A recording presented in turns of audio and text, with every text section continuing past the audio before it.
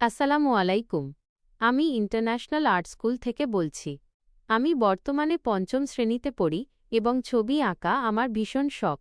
আপনারা জেনে অবাক হবেন যে আমার এই চ্যানেলের প্রতিটি ড্রয়িং থেকে শুরু করে ভিডিও এডিটিং সবই কিন্তু আমি নিজে করি।